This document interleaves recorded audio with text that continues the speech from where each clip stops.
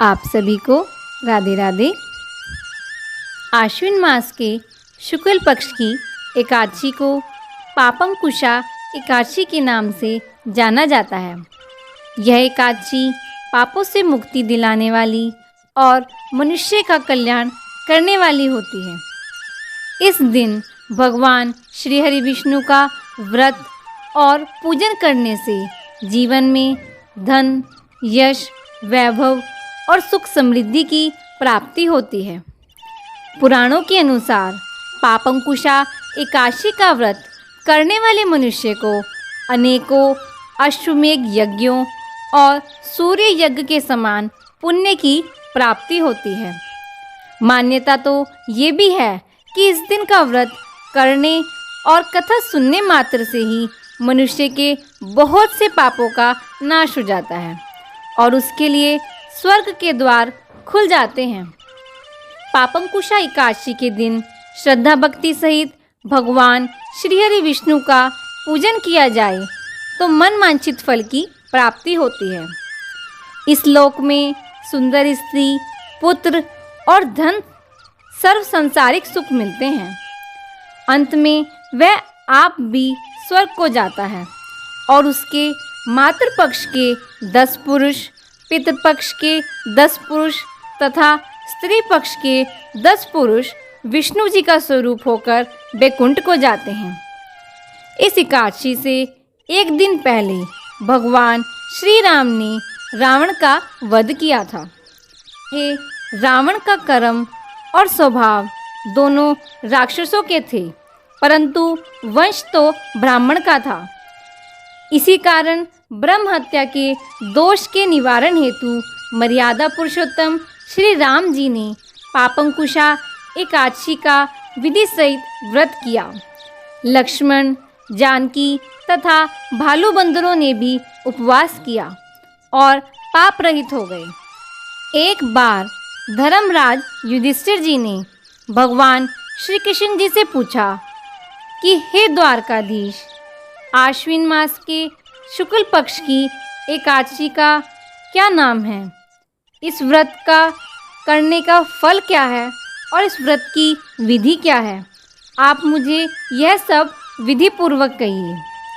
तब भगवान श्री कृष्ण जी ने कहा, हे कुंती नंदन, आश्विन मास के शुक्ल पक्ष की एकादशी का नाम पापंकुशा एकादशी है।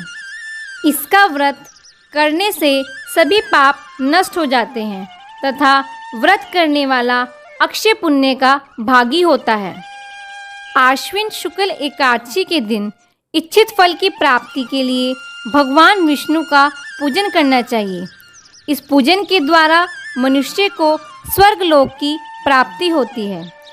जो मनुष्य कठिन तपस्याओं के द्वारा फल की प्राप्ति करते हैं, वह फल इस एकादशी के दिन क्षीर सागर में शेषनाग पर शयन करने वाले भगवान श्री हरि विष्णु को नमस्कार करने से ही मिल जाता है।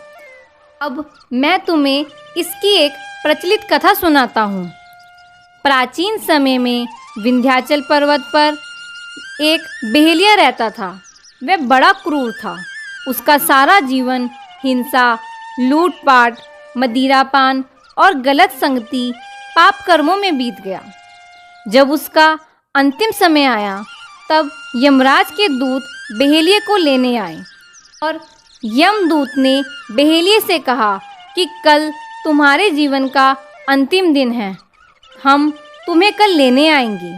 यह बात सुनकर बेहलिया बहुत भयभीत हो गया और महर्षि अंगिरा के आश्रम में पहुंच गया और महर्षि अंगिरा के चरणों पर गिरकर प्रार्थना करने लगा, हे ऋषिवर, मैंने जीवन भर पाप कर्म किए हैं। कृपा करके मुझे कोई ऐसा उपाय बताइए जिससे मेरे सारे पाप मिट जाएं और मोक्ष की प्राप्ति हो।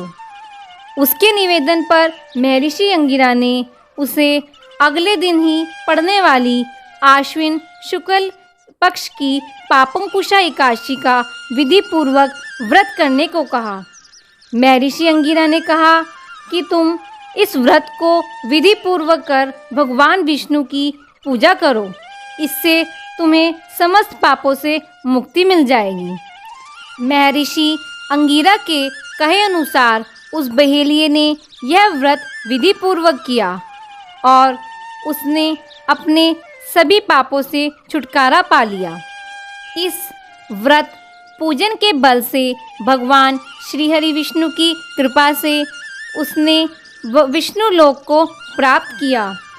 जब यमराज के दूत ने इस चमत्कार को देखा तो वह बहेलिये को लिए बिना ही यमलोक को वापस लौट गए। पापंकुशा एकादशी का व्रत जो मनुष्य करते हैं वे अंत में हरि लोक को प्राप्त होते हैं तथा समस्त पापों से मुक्त हो जाते हैं। बोलिए वृंदावन बिहारी लाल की जय।